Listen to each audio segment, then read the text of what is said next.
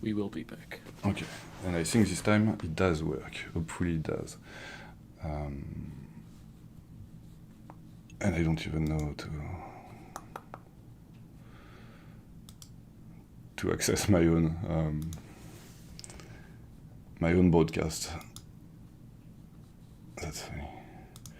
So I'm going to mute that. Here you go. It looks like we are actually live, which is wow. Nice. You know, I don't think I felt myself that old for a long time. You know, I just turned.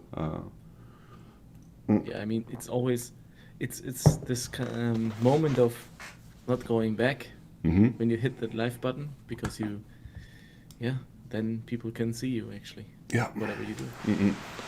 So. And it's a bit, you feel a little bit vulnerable. Yeah. Every time I hit that live button. And that's the thing, I think, on Twitch, it's extremely easy because it's like, it has that micro community kind of aspect. On YouTube, you know that anyone can chip in, like it's just not the same. And I feel like YouTube is extremely exposing because it's going to stay. So yeah, so we started, so for the ones of you who are joining us, we started 2 times or 3, something like that. I think 3 times for us, 2 times for everyone else. I'm trying to set up everything because that's the first time I'm using YouTube for this kind of things. I don't know exactly, I think OBS was supposed to give me access to some kind of chat window, but I don't see it. I see it on YouTube. If anyone has comments or questions or things that you want to say, I will be checking that often and probably dismiss half of your questions and pick the ones that are really problematic. I will try to talk a bit slowly, I guess, because it's a good idea. I will try the same. Yeah, I think us Europeans, we have a tendency to speak fast with our English. And some of my students tell me sometimes, like, no, I understand you, but I would love to understand you not as fast. So that's a thing. Anyone who joined us in the chat, can you hear us? Is everything working fine? I think there is a delay of like 20 seconds or something, so I don't even know how to fix that. Okay.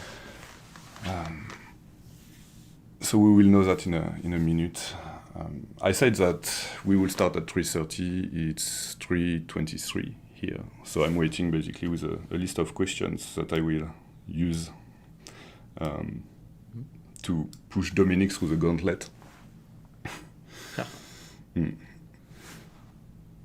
Okay, sound is good apparently. Awesome. I was, for the occasion, I was like, okay, I need to create a YouTube channel. And then I do have a YouTube channel. I do have a moment where I was starting to post on YouTube, and I stopped because I got so busy that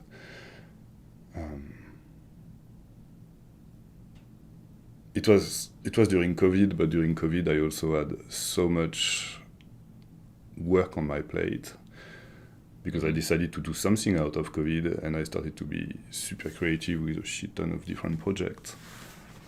And so that YouTube channel, where I realized I had to edit every video, create little images to post, and that was just way too much, and I completely dropped it. Yep. But I like this format, the idea of conversations that are live and then posted later for people who want to check them. There is also a thing I won't do, is that I won't introduce you. I won't introduce artists. I don't like the cheesy stuff. I think, first of all, I don't think you need an introduction for the people who know your work. And the people who don't know your work, they will, go and look at it and everything.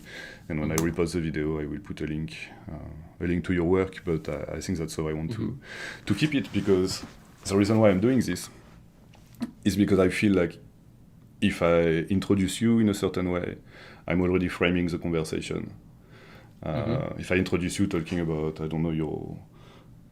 Okay, I was going to be funny by giving some... That's what it is. But, I think it's better. I think basically the introduction is the conversation, in a way. So I prefer it this way. Yeah, it makes sense. Yeah, I'm looking at the clock. I'm trying to refrain from starting to shoot the first question. I will actually. The first question I'm going to ask you is probably about... It's a very generalist question. And I'm going to ask you what you think defines your visual language. But I don't want you to answer it right now. I want you to wait 4 minutes. But that's, I'm giving you... No worries. Yeah. And I'm not going crazy when I'm reading the questions. That's always weird for me when people look in their text. Same thing live. But, I'm going to probably ask you about beliefs. I'm probably going to ask you about your favorite animal. I'm probably going to ask you about burnout questions, because that's some stuff that some folks wanted me to ask you. I'm also going to ask you what is your earliest memory. Just weird questions like this. So just brace yourself for those things. Looking forward to it. It's already interesting stuff. Yeah, I just know that you have to tell me as well then, because these are super interesting.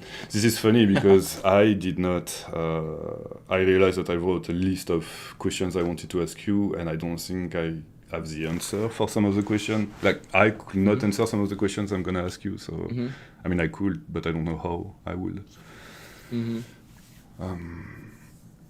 Still looking at the chat. I'm going to put that here. I'm trying, like, stupid stuff. Like, I'm trying to make sure I don't pass a window with, as we joked about earlier, with all the Magic the Gathering new work right in front of the obvious window and having it like...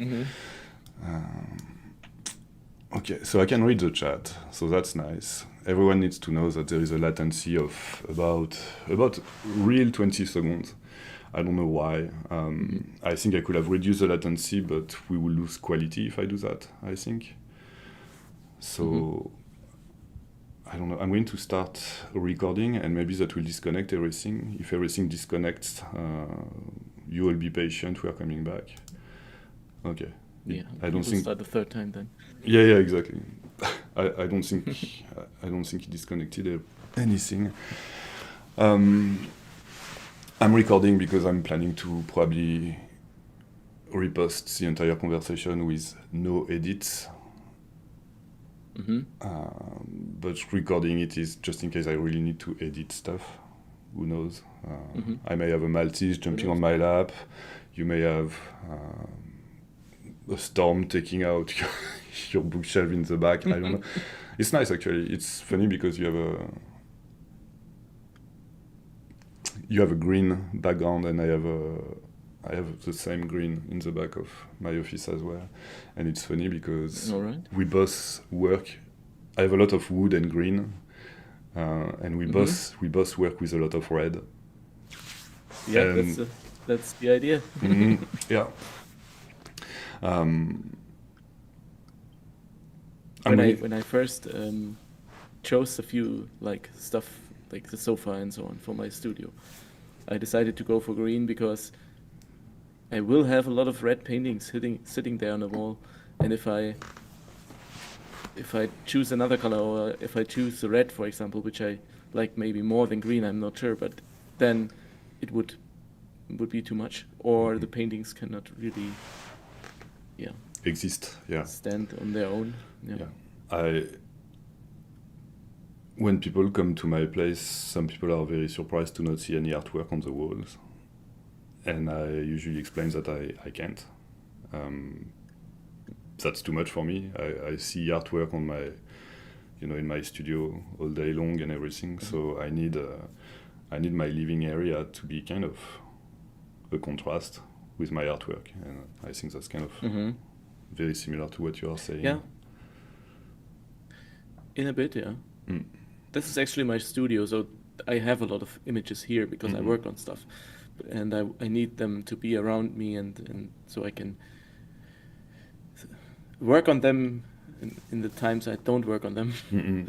And Okay. at home, I actually don't have many images as well. Not only that there are no paintings there, but there's also not anything else Mm-mm. on the walls. So the walls are quite blank actually. Yeah, same. I like Not good. sure if I like it, but it's that it is the case. Not sure if I would like it more if there were paintings or whatever, but it seems that it's not that important, because if it would be, there would be paintings, I guess. Yeah. It feels to me like noise when I have too much. I'm so always busy, and we'll get to that in our conversation, because we talked about a bit about divergence and synesthesia and the way the brain is wired. But to me, having too much things on the wall make me feel like I'm still at work. Too much visual stimulation is very annoying, and I really enjoy a living room that breathes completely. What you say about that difference between your studio and your living space is very similar to what I have in my office at the university, where my walls are covered with references for students and for myself, and markers of what I like and things that I remove. It's perpetually evolving. It's very interesting. You said something that I like a lot. Not that it's about me liking what you say or not, but because obviously that conversation is it's a conversation. It's a curious conversation, not a conversation with a message. I'm saying that for everyone who tunes in. But as soon as you said something. You said, "I'm working on them when I'm not working on them," having them on the wall. So it feels like, as soon as you say that, I thought about a fridge or a slow cooker, where things are cooking slowly because maybe when you work on a specific piece, you have all those other things cooking on the wall that you will be able to finish later, or add some carrots or some broccoli in the soup, and I find that very interesting. Yeah, it's kind of the same, especially with traditional work. Works completely different than digital work for me. In what way? It's much slower and much more time-consuming. At first, you can think that's the same, but it's actually two different things, because it's slower in the whole process. I mean, you have to wait for the paint deciding slower, and and then at the same time it takes more time, and this is what you just said. There's some physical constraints, like drying time, the sheer amount of time you need to fill a canvas, for example. In digital, you can raise the brush into like almost the same size as the canvas and have one click and it's filled. And this is one of the surprising things to me when I started oil painting, is that it takes a lot of time to just cover the canvas, and it takes a lot of time, and this does something with your flow, in your workflow in general. Don't you think that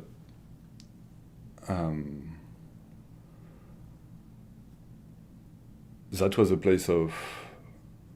It's almost as if we disrupted the original peaceful workflow. I feel like when you say that, it feels like there was a time where things were less rushed, there was less expectations, and with digital, as creative digital artists, we have like short deadlines and everything. And it's interesting because oil painting and traditional media in general are probably forcing you to have a slower pace, and I think that mix of that slower pace and the human brain of the artist working, it was probably the right spot, where that moment where the paint is drying slowly, you are still processing. I feel like the processing time of our creative process is shortened because of digital work. We can change that, we can we can take time on digital pieces. We just have to let them. We just have to impose that time. But as soon as we work professionally, we are kind of, we have expectations on our shoulders. And the oil painting, you can always say like, no, sorry, it's not dry yet. Yeah, for the longest time I used to finish paintings in one sitting, so digital ones. Yeah. Like sat down, started, and worked as long as it is not finished, and then I decided, okay, this is now the thing, and this is almost every time it was the finished painting, the thing I said, okay, this is finished now. Rarely it happened that I sat down twice for one painting, but that changed quite drastically in the last 2 years, I would say. Yeah, but that's super interesting what you say. That's the thing I do now. I tell my students, when I give them 3 weeks for an assignment, for a painting or whatever, I tell them finish it tomorrow, like finish it on day one. And you know about that. We talked, in the past about my reverse procrastination. Reverse procrastination, But maybe I will talk about that later in a specific video, because that's an interesting concept. But I tell my students, like, try to finish the artwork in one day, and they're like, what? That's impossible. Like, we need time and everything. And I'm like, well, you have 3 weeks, so you can take the time later to go back to it if you want, but you will be surprised to see how far you can go in one session. And you will also be surprised to see how rushing through something will create accidents and things that you will be happy to react to later. Yeah. So that's interesting that you say that, because I feel like, and tell me if I'm wrong with this, but I feel like your work carries that a bit. It kind of carries that's like shining in front of my eyes when you say that, but I'm going to make a statement about your work and you tell me what you think of it, because I may be completely off. But maybe your work carries all that initial energy where you do everything in like one session and everything, and then it's just a game of you finishing it. But that is just polishing, really. But it feels like it's a puzzle that you complete in like 2 hours, and then everything else is just you playing with it. Yeah, is that? Yeah, I would say it's completely correct. Yeah. And when I say I come back to it, and I don't finish it in one session anymore, it's not that I finish it or I take more time or so. Maybe it is sometimes the case, but it's more like I have a really intense first session, and then when I would continue, well, let's say 2 years ago, I would probably finish that painting. Then after that intense first session, I would continue and finish it right away. And nowadays, I sometimes stop there, and then, because it's too intense almost sometimes, and then I come back just to get a bit of a distance to it. But the initial energy is definitely still super important, and if that is not there, usually the painting is not working at all. So yeah, that is definitely a must-have. That initial energy, like that makes sense. Yeah, to me it does, yeah. But it feels like we make that mistake often or we could make that mistake often, to dilute the initial energy. That's usually where it's at. I found almost 80% of the time, every time I take a piece, and I always reopen it later and look at it later, but every time I change it too much from the original work, then at first I'm like, yes, this is much better, but then a year back, I go back to the original. You said distance, and I think that distance should really be a huge part of the creative process. Yeah. Intentionally. The thing is, I couldn't go.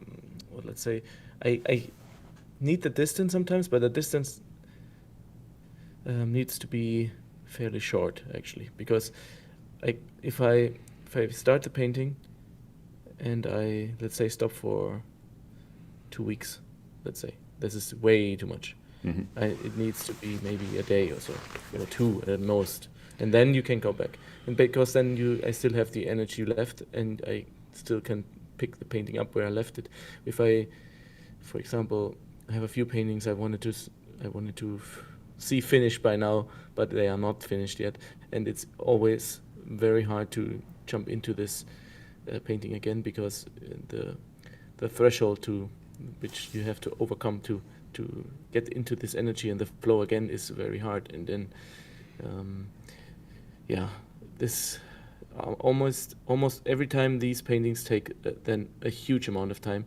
Not that I work a lot on them, but I not work a lot of them. So a lot of times I just there and I think, I need to work on it, but I can't somehow because I waited too long maybe to pick it up. I get tired of them. It feels like my children needs to go live their lives. It's like I'm go away now. It's time, and I get really, really tired every time I work with an art director who makes me come back because they are searching for something, and which is a valid, it's a valid approach to things, especially in concept art. But when working with an art director who is using me to search for the final visuals that they either have in their head or try to obtain, I burn out really quick because I feel like it's someone taking my face and rubbing my face into something that it's like, let me breathe a bit. And so I feel it extremely hard to, when you say the distance must be short, I feel exactly the same about that. And I feel like it's not even a matter of length of time, it's a matter of disconnecting. So as long as I can disconnect, just disconnect from it and come back after a disconnection, as soon as possible after a disconnection, in a way. That's what allows me to refresh the eyes. In music, when you record, when you do any kind of music work, I think I may be wrong, and please, anyone can chip in on that if you know better than I do, but I think there is a 40 minutes attention span where you are, for 40 minutes, your ear is just attuned and actively listening and efficient, but you need to take at least a 15-minute break every 40 minutes, or else it's just not working the same. And again, I'm just going on weird theories, but maybe your eyes are more trained, and so we can go on longer than 40 minutes. I usually go for 3 hours before I really need a break.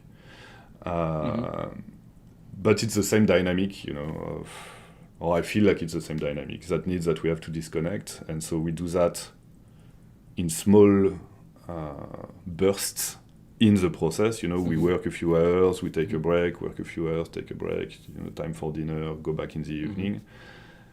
And there is a slightly bigger scale of that where, I worked on it for 5 days, so now I need 1 day off. And it's very interesting. It's like a breathing.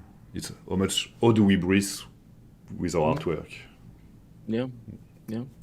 I don't know what it is, but my most successful images are the ones where I took a break in between. To be honest, I cannot really see it myself. What's so special about some of these? But from a empirical measurement point of view, where you can see on social media, for example, which images are more well received than others. You can see for some that they are way more or getting way more attention every time I repost them, for example, than others. And this cannot be. Sometimes it's timing, but if it happens over and over with the same images, there has to be something with the image. Yeah. And I feel like, for example, my Serpent Knight is I think my most well-received painting I ever did. Is the one with the doing this thing and the serpents in the back and the Flamberge sword sitting on the shoulder. And every time I post this image, it's getting a lot of likes, a lot of attention, a lot of comments, and A lot of people like it a lot, and I like it as well, and it's one of my favorite ones. But I cannot really see what's so special about this specific one in terms of the compared to others I made. And for this painting, I started with a sketch, then I took a break. I went into digital, painting it, took a break after one day, and finished it the other day. And So you I don't think the secret is in the, like the success is in the secret recipe and the timing of the cooking? You know, when you are, as a French person, I have to Maybe. mention bakery, and the time in baking is crucial. People think it's just the ingredients, Yeah. but it's also the timing, you know. How long does it stay in the oven? How long in the fridge? What time before you go back to the oven? Whatever. Yeah. It's very interesting. Maybe. You know, what you say is, Yeah. I think that's something a lot of artists experience when some of our artworks get more, for a long time, every time people will see two specific images of mine, they will be like, oh yeah, that's my favorite. I'm like, I know, but one thing was, the problem is that, cool, but I did that 10 years ago. You know, and I have had like so much artwork that I created since then, and you are all still focusing on that piece that, like, you know, I'm trying to evolve, I'm trying to change, I'm trying to grow as an artist, and you are all going back to the things that I did so long ago. And it's not always the case anymore, but that make me think of the relationship or the lack, the gap or the connection between popularity and quality of work. And I feel like very, very often, if you think about it differently and don't put yourself as an artist in the center of those questions, some of the music I love the most is not popular at all. In fact, music that gets way too popular, and I'm not trying to be a snob with this, it's just that anything that I have heard over and over, or anything that just takes the same codes and repeat it and everything, will get people going, you know, on the radio and everything, and people go crazy about those stuff. And the thing I listen to are the things that will surprise me, something I've never heard before, something that is out of trends, but not because I'm a hipster who wants to be out of trends, but because I love the surprise. I love when something is coming at me in a different way. Which leads me to say that I think real quality and popularity does not often match, and when they match, it's either an accident or a part of me is, if something is too popular, that's probably not my best piece. But at the same time, you also don't want to go against, you know, if the people have spoken and if people love you for something, they must also identify something in you that they see you do really well, and so that is worth looking into. It's just a big chaos of thoughts right there, with like a lot of contradictive ideas, but it is super interesting.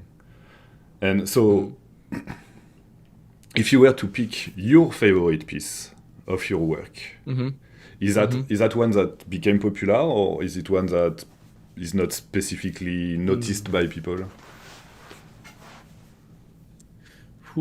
I get this question a lot, especially for magic cards. What is the favorite card you illustrated, for example? And it's very difficult to answer, because I usually don't judge the image by the image itself. It's not like this image is so nice, I like it as the most because of this and that, because of the sword I was able to paint in a nice way, or because this horse is looking so nice. No, it's more like I always look at my paintings and I remember what the situation was when I painted them, and I almost every time remember the situation and the feeling I had when I painted it. And it's not really about the painting, so it can change a lot, because when sometimes I just like the nostalgic thoughts I had back when my speed paintings, when I did a lot of speed paintings in 2017, for example.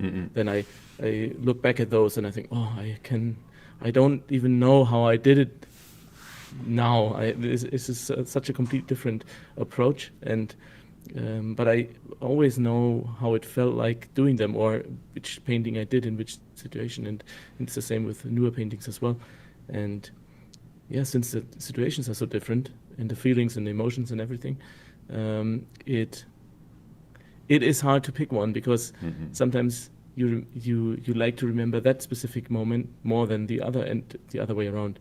But I'm not. You know what I mean? Yeah, I do, and that's very, very interesting. But I'm not asking you to pick one. I know people do. I think I cannot pick one, actually. Okay, yeah. So that was the thing. It's like, if you had to pick one, do you think it would be something that is popular, or do you think it would be more personal? But your answer is very interesting, because what you are saying is also, I don't want to put words in your mouth, I'm trying to paraphrase what you said, but it feels like all your artwork have that kind of secret code in it, and when people look at it, they see one thing, but you have access to all the memories you have behind that, all the things that it carries, and that obviously affect your relationship with your own artwork. Yeah, that's extremely interesting. I don't think I have the same relationship with this. I don't think I attach my artwork with specific memories, but I think to me, it's more like a negative, dark stuff. Not to be that guy, but it's more like I have some artwork created at a time, in periods of my life, where I'm like, oh wow, I was really in a dark place, and it affects the work. Whether I like it or not, it's another conversation. But I think created some of my best pieces when I was bleeding the most, in a way. And that also shows one of the most popular artworks that I have created are usually the ones that are bleeding. Because they are loaded with emotions, I guess, and this is what people feel when you see the... Yeah, but I think it's honesty. I think it's about honesty. I think when people start to see the honesty of the work of an artist, that's where they connect the most with. Yeah. In the chat, I read croissant, painting, same thing, because of the bakery comment.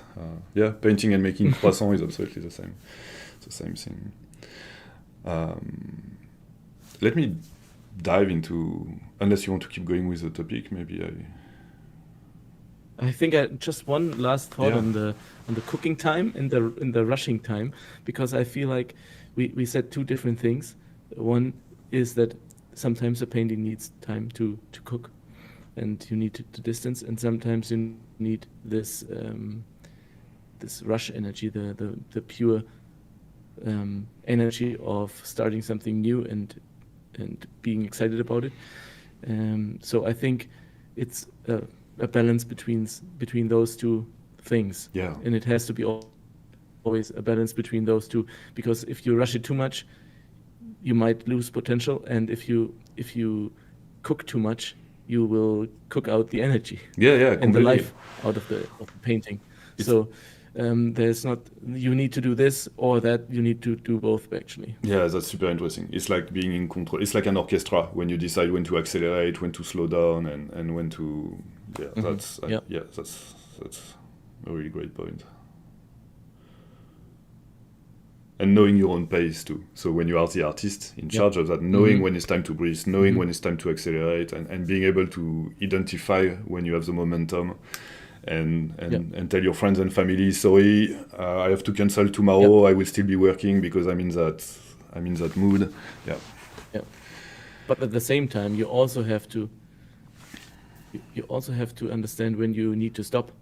For example, sometimes it's not working, and even if there's a deadline today, for example, and you need to finish it today or whatever, a really close by date, and you are, like, let's say, anxious about, can I make it, and I need to be finished at a certain point, and you feel like, okay, it's not working, then it might be best to stop and come back, even if the time is of the essence and you are already stressed out.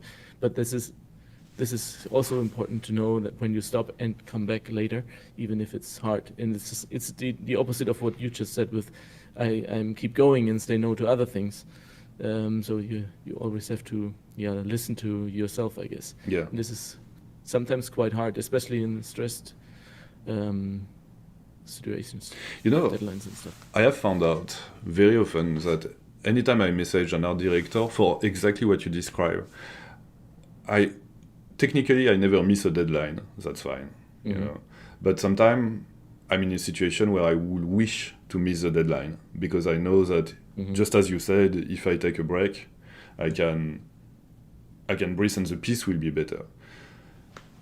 And I found out that every time, absolutely every time, after 20 plus years of career, every time I message an art director saying, can I have a few more days? The answer is always, absolutely take your time, always.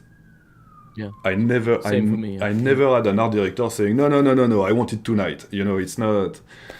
And I think, of course not, yeah. Yeah, and so I try to not do that at all because, you know, there's always something next and I don't want to start to back up and be late with some work and put the next one late or anything like that. But I find that extremely interesting, to the amount of stress we put on ourselves, being like, no, it must be done tonight at midnight, I must send it. And sometimes it just takes an email, a few more days, so you can apply your breathing to the artwork you are doing. That's very interesting too. So many times I call some friends, I'm like, what are you doing tonight? And they're like, nothing. Like, I thought you were working. I'm like, I am. So I need to go out because I'm working. And so I need to, you know, and people are like, what? Or when I find myself like, I don't play video games unless I'm in very tight deadlines. And when I'm so busy with tight deadlines, that's where I turn on the PlayStation. Because that's where I need that thing that grabs me out in a very efficient way. Yeah, it's. I did exactly the same thing today, actually, because I need to finish a painting today. It's not completely finished, but I'm almost done. So, I love that you are saying that live when we are like, I really need to finish that today. Yeah, I mean, I'm quite chilled because the work is done. Actually, Okay. it's okay. After we finish here, I will just sit down for a few more hours and just finish it in a very, very chilled way, so it's no problem at all. But I knew that we had the call tonight, and I knew I had to finish this painting. So I was technically under the stress of, okay, I need to finish it early so I can have a chilled talk with you. But at the same time, I said, okay, no, I will now get out and get a coffee and just relax. Yeah. And we went out, had a coffee, and finished the painting whenever it's finished, or today. Yeah. Is that So it makes it way easier if you get out and relax. That's true. Sometimes even the next 2 hours of your work, that's counterintuitive, but that's very real. Sometimes taking a 30-minute breaks out of 2 hours make you finish sooner than 2 hours without taking that break. Yeah, exactly. I'm going to pick some random questions. I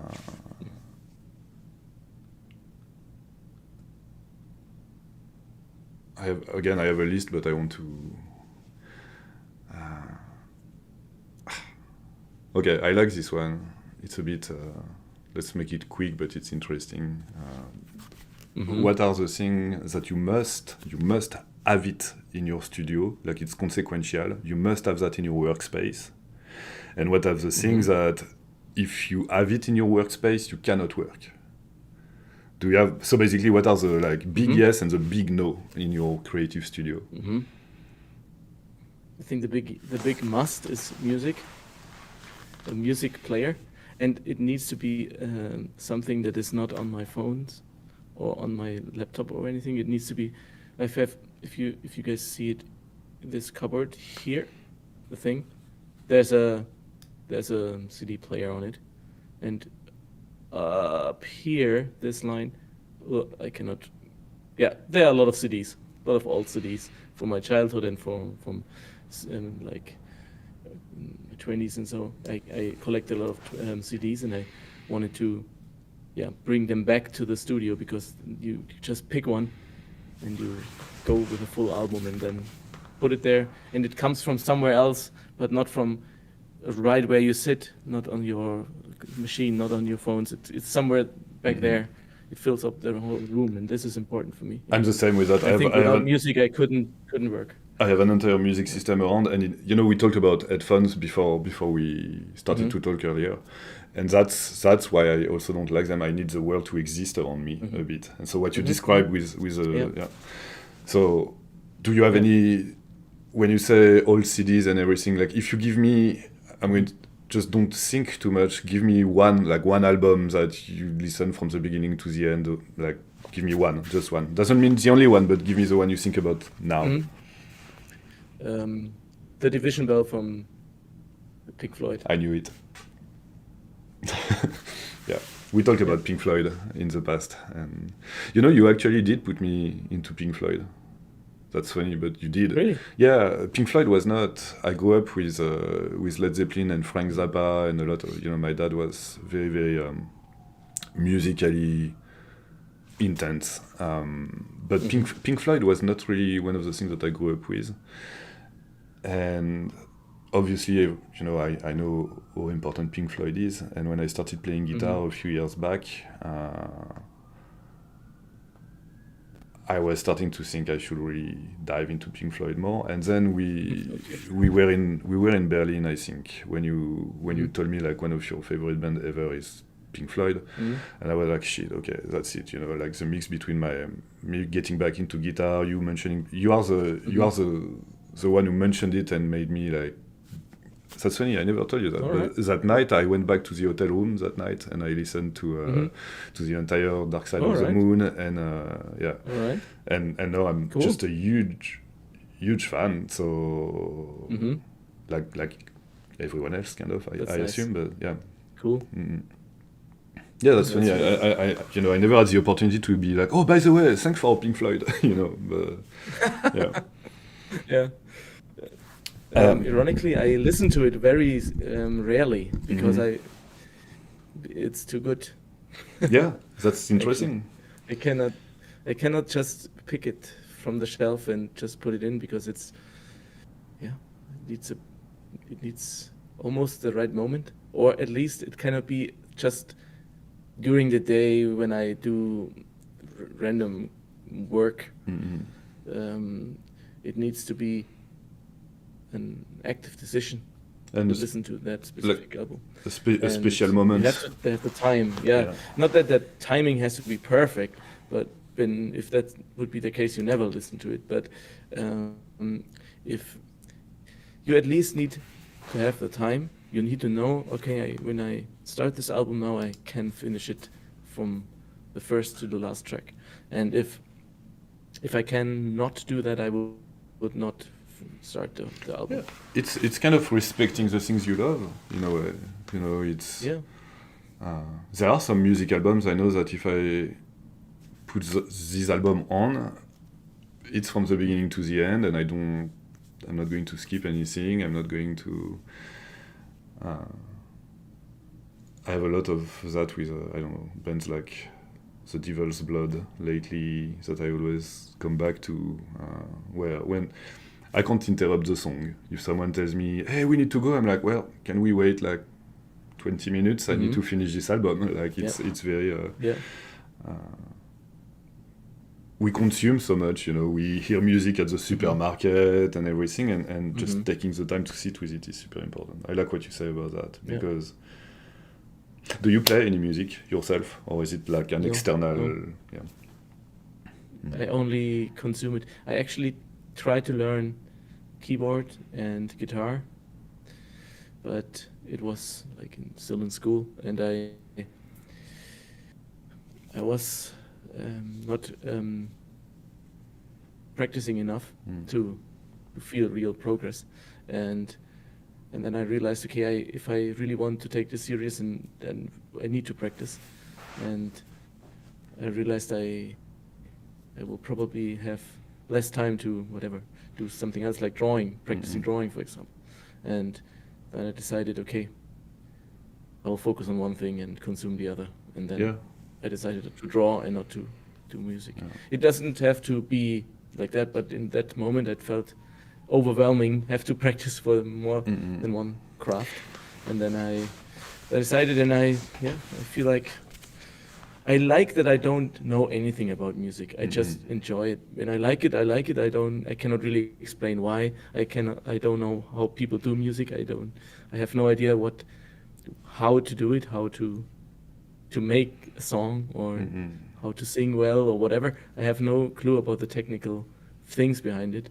So I really enjoy that. So Yeah, just you enjoy yeah, the disconnection between yeah, your control, exactly. your actions, your it's this way it always remains magical in a way.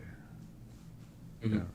That also gives me the freedom to like stuff that is, let's say, not masterly crafted or so. Hmm. Like if there's just a band which I like, but objectively speaking, it's maybe not the best music from a musician point of view or from a technical point of view.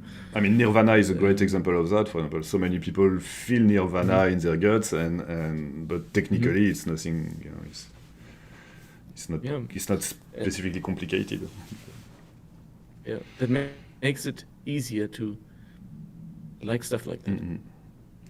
Yeah. At least for me. Yeah, So no, that makes complete it's really sense. That's cool. super interesting. I have the same. Like, I gave up. When I was. I gave up guitar super early. I started guitar very early and I gave it up completely. And it's only in the last few years that I completely went back to it.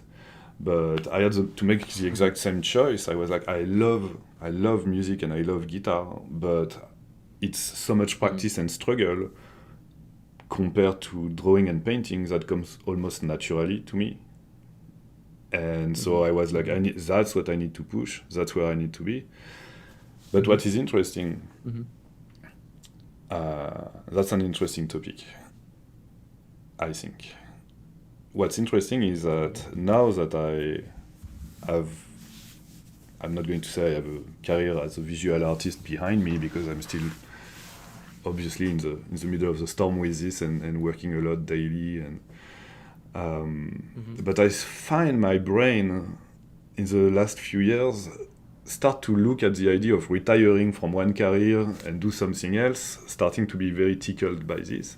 mhm, And I went back to guitar at mhm, a point where we don't need to dive into this. You know more details about my life than we need to discuss. But there was a moment of turmoil, where guitar mhm, was going to allow me to express a lot of things I needed to express that I could not express with my artwork. mhm, And I always felt like music, whether it's listening to it or making it, connects directly to emotions more than visual art. And I always felt like with a guitar I can be more sincere, I can speak more sincerely with a guitar than I can with my artwork. mhm, And my mhm, guitar is connected to my emotions, my artwork is connected to storytelling and to narratives. mhm, But it's not the same. I cannot cry in front of an artwork, but I can cry listening to some music or playing some music. Is that something that is just me, or is it something you feel? What's basically where I'm going with that is I'm curious to hear about your emotional connection and with your artwork mhm. or with music or just whatever you have to say about the topic.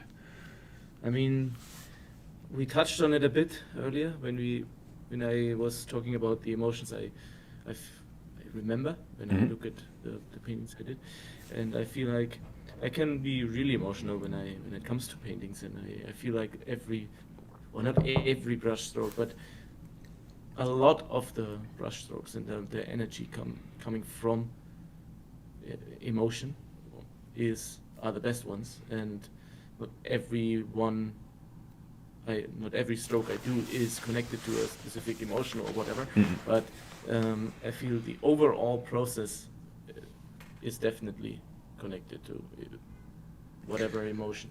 Like it's very important to be aware of whatever a specific emotion if you want to capture that, for example, in a painting.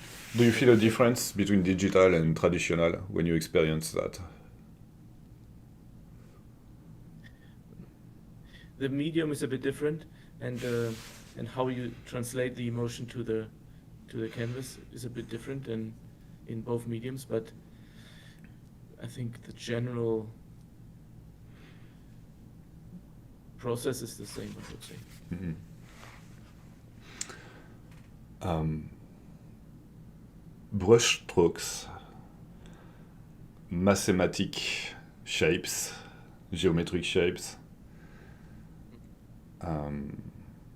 You decorate a lot, like there is something decorative, but it's never empty decorations. It's always shapes and colors that come and highlight another aspect of things. And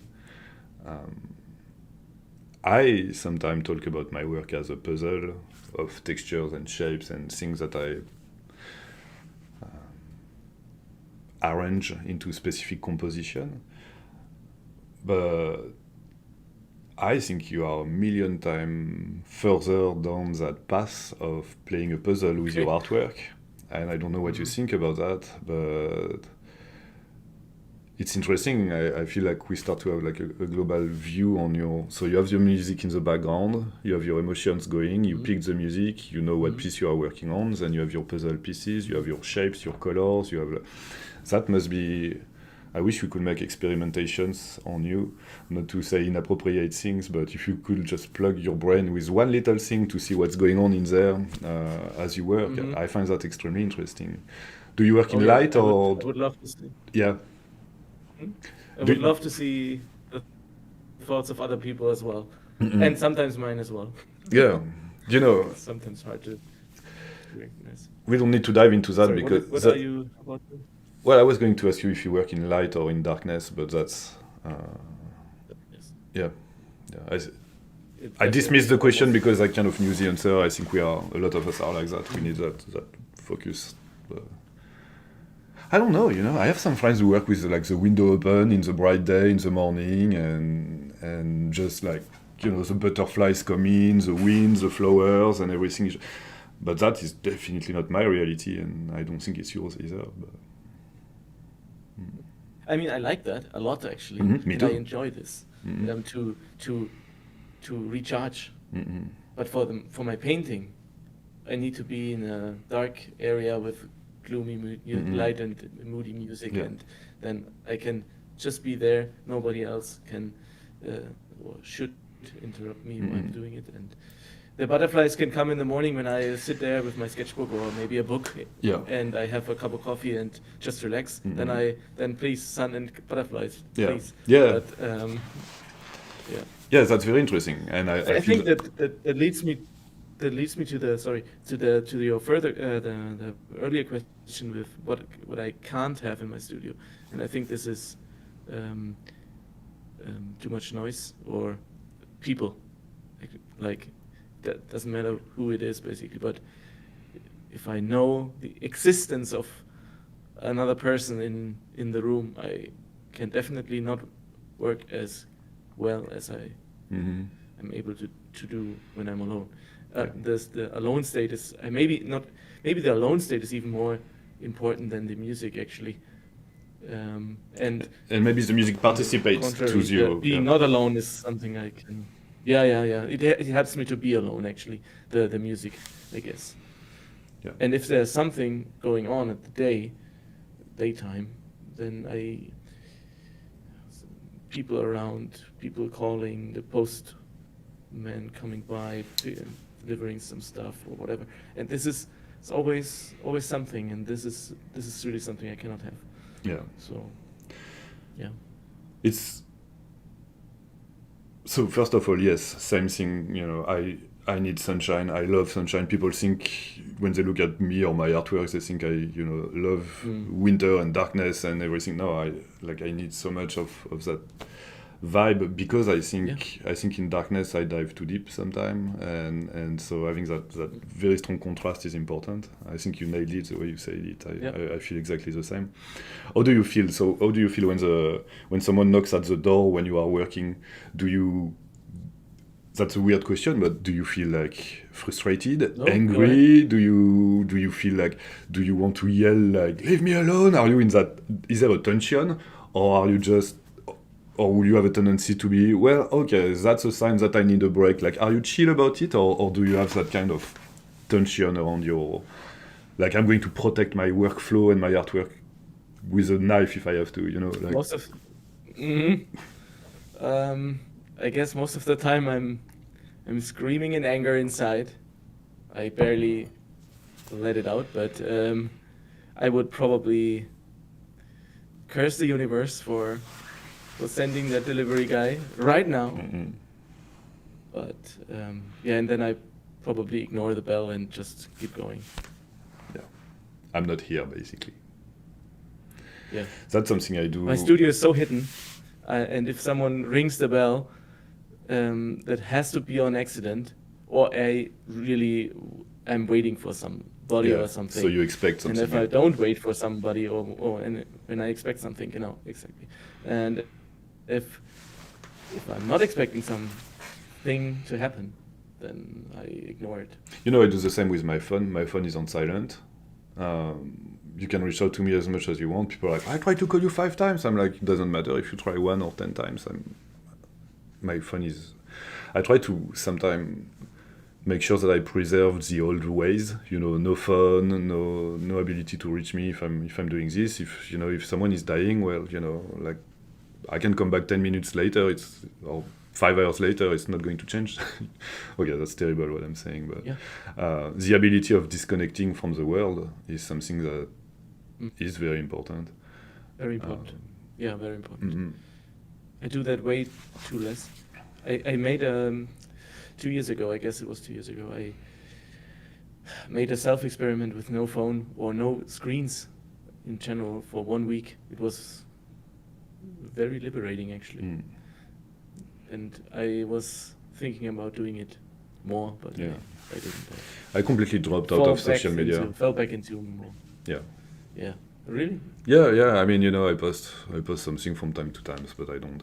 I used to post every day. I used to maintain conversation with people. I just I don't have it in me anymore in a way, and I'm probably playing guitar somewhere or finishing a painting, and Yeah. So it's not as radical as what you said, like cutting it for 1 week completely. It's not, but I think in a way, that maybe even because it's more like a feeling of like I can't do this anymore. I don't want to do this anymore. I don't want to have to adjust to some algorithms. I don't want to like not post the artwork I made just because there is a nipple or a blade, and then the algorithm won't pick up on it, and then I will feel bad about myself because I don't get as much likes as I used to have on social. I'm like, this is just completely toxic, and I honestly don't care. And I managed to reach that place where I'm not just saying I don't care. I really don't. I'm not in a place where I will go online and post like, oh, I'm dropping from Facebook, I don't care about social media. People who feel that they need to announce on social media that they don't care about social media. I'm just, it just faded out for me. I don't really. Yeah.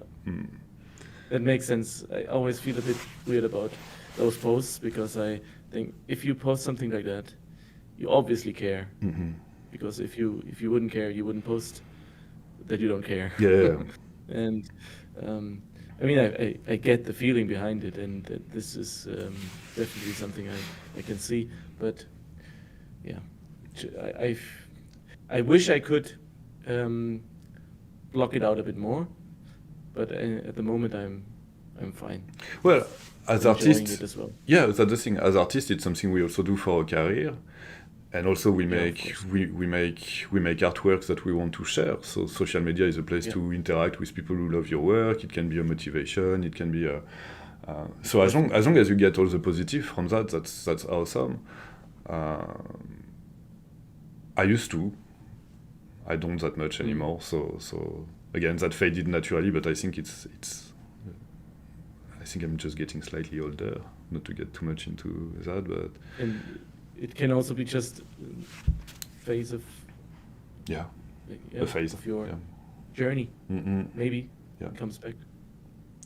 I'm looking at my question. Yeah, exactly. And I'm thinking, sometimes I'm like, I need to go back to this. That was a good motivation to post stuff, to get feedback from people, and to. But to me, it's more like when I will start to make announcement about my next game and stuff like that, I will try to force myself to increase my presence on social media again, but we will see. I got It needs to be natural, I guess. yeah. Like how you feel it. If I don't feel like posting, I don't do it. But usually I just think, okay, I want to share this image, even if I have posted it several times already. But I feel like people are enjoying it. I enjoy seeing it because I like it, so I will share it. And the same thing is that there is always a new thought. Maybe it evolves over time.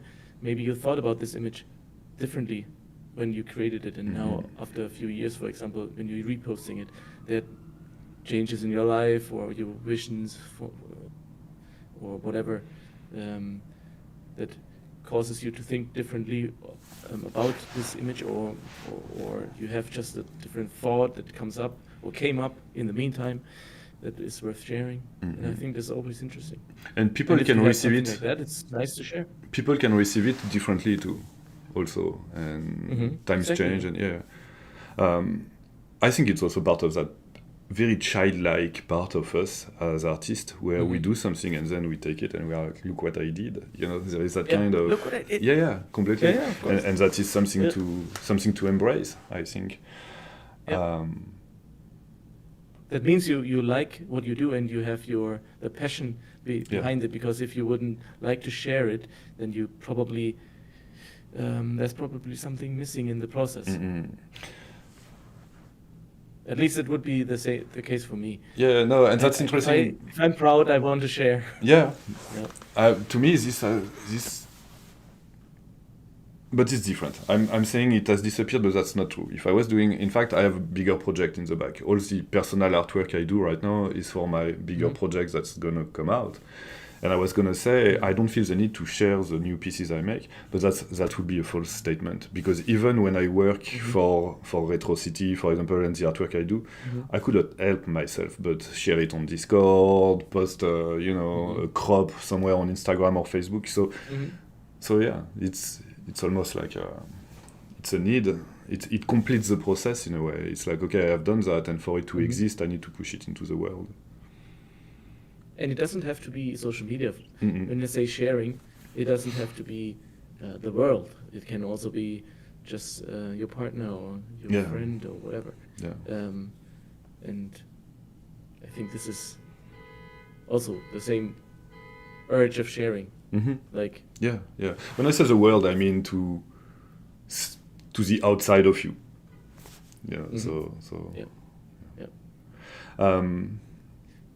We are 8 minutes from interrupting this, kind of.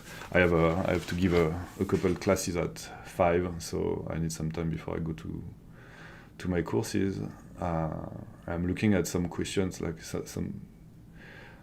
Okay, this one is weird. There were so many thoughts you mentioned we haven't picked up. Oh yeah, completely. But maybe we need to do another. Maybe we need to do another session in a couple of weeks or something like that. That would be interesting. For example, I have questions like. We just started. Yeah, I feel like we just started. So, what's your relationship with reality? Anything that you know that you do that is different from what you think other humans do? So basically, what are the weird parts of you? So that's a question I wanted to ask you. And another one that I have, and you will decide where you want to go with that. Another one that I had was about your sleeping habits. Do you have I find it interesting the way we deal with our sleep, because our sleep is our dreams, and we spend a lot of hours in our life with our dreams. And so those are some questions that I think are interesting. Go where you want from here. The sleep question is way easier to explain. To answer, so I will go with this first. I don't have a real sleep rhythm, I would say. I go to bed when I'm tired, and I get up when I'm not tired anymore. Like a cat. But I usually get enough sleep, so I hate the feeling of being tired. And I cannot create when I'm tired. Same, I can't. I need sleep, absolutely.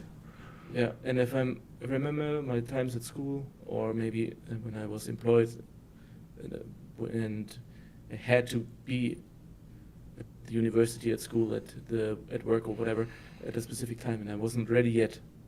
Then I cannot deliver. I can force myself, of course, and something comes out of it, but it's not the same. And I take the freedom of sleep enough, and nowadays, and I just sleep as long as I need to. Yeah. And So you don't have an alarm? sometimes, if I want to get up early, because I want to enjoy the morning hours, for example, then I sometimes I do that, and I get up, but then I maybe whatever sleep a few hours later a bit to get rid of the tiredness. But in general, I would say I'm never tired, and this is good. Yeah, it's a very foggy feeling. I had all kind of jobs when I was a student or when I was starting to make it as an artist, and I needed to pay the bills with a side job and everything. So I'm talking like decades ago, but I could make sandwiches. I could, work at a gas station. I could work at the factory like I did, and I could be sleep deprived. And I was sleep deprived because I was painting at night, and I could be completely sleep deprived and do the job. I don't know if I will operate machines, things that are dangerous if I was sleep deprived, but it was working. I made it work. But painting or drawing, when you have like that fog of like, oh, I need to sleep, it's impossible. I completely connect with what you are saying. And how many times do I decide I need a 20-minute nap? That's it. I need to just get rid of that fog and go back to work. Yeah. So it's interesting that you say you don't have a sleep schedule. is very important. Yeah. I think I have a bit of a schedule, but it's not like set to a specific hour. Oh, hello there. Yeah, that's Moon. This is a problem in my sleep schedule. Yeah, have the same with cats. So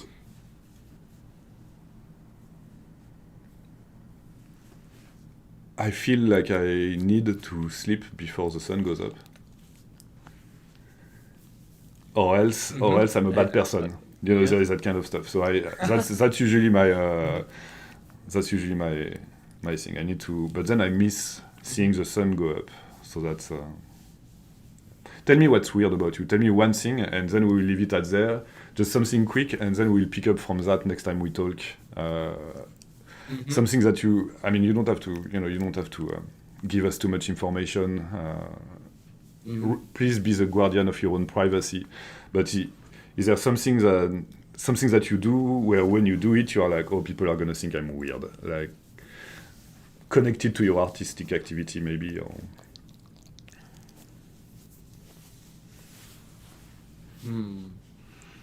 Oh, I have another question for you. It's very hard, actually. Yeah, so maybe we let that one go, and I'm going to leave you with another one. If I know, I will let you know, definitely. Yeah. I also have one about your earliest memory. What is the first thing you remember? I think the first thing I remember is riding a bicycle at home, inside, because I just got it. It was my birthday, I think the 4th birthday or so. Okay. And I got a bicycle, and I ride it around the sofa. What do you remember the color of the sofa? Brown. Was it leather? Was it fabric? Was it? No, it was a very weird, soft fabric, and it was very cozy, ugly but cozy. And the bike was purple and silver. Do you remember what time of the day it was?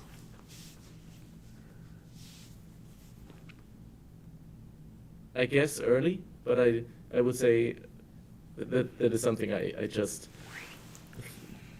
not really remember, but I think it is. But at the same time, it would make sense it's early, because when it's my birthday, I would get the present early, and I would probably Wake up use it early, right away yeah, and try. yeah. Yeah, but at the same time, my memory tells me more that it's like already dark outside, Mhm. or maybe it was still dark outside. Maybe that's the thing. I don't know. Yeah, that's interesting. So I don't. That is something I cannot say. Do you know if there is any photos of this moment? Yeah, there is. Okay. That's why I probably remember well. I don't know. I guess. Sometime I wonder if we remember a photograph or if we actually remember the moment. And I'm asking you this because I remember a hike with my parents close to where we used to live. And I remember that hike very well. And my mother was like, there is no way you can remember that. You were too young. When I say a hike, I was not hiking at 1 year old, but I was with them and it was very, very early. And my mom then she shows me the photo and she asked me, in that memory, do you see yourself or do you see it from within? Because if you see yourself in that memory, you are just remembering a photo. And I was like, no, Mom, That's the difference. Yeah, and I was like, but Mom, I do remember the smell, and that photo does not carry that. So, Yeah. but did I imagine the smell? No, that, we talked about synesthesia before, but do I remember the smell because I imagined it from the photo? I love that place of blurriness in our memories, and the reason why I ask you that question is because as artists, everything is memory, I think. Not everything is memory, that's kind of a broad statement, but there is so much connected to the things we experience and the memories that we have and the way it makes us. So that's common to every humans, but artists, we use it as a part of our palette, I guess. Oh, definitely, yeah. But we can leave it at that, and it feels like, I don't know how you feel about that, I don't want to make any promises, but it feels like we need to keep going with that conversation in a week or two, or depending on our schedule. Yeah. So instead of trying to pack everything right now, let's just say to be continued. Yeah, I feel like that's a good idea. Cool. I think about my weirdness and let you know next time. Yeah. I'm going to we are going to stay together for a minute, but I'm going to turn off the chat and the stream. Thanks everyone for showing up. The last question is, how many artists sleeps in a coffin? You vampires? And I don't know. I have a coffin right behind me just in case I need a nap, and I think I can see one in the background with you as well. I don't know about other vampires, but yeah. I have a stick where I can hang upside down. Nice, perfect. As a real vampire does. Mm-hmm. Yeah. The legit way, yeah. All right. Well, thank you all for attending and showing up. This will be available online later. And that's it. For now, to be continued. Nice. Looking forward to it.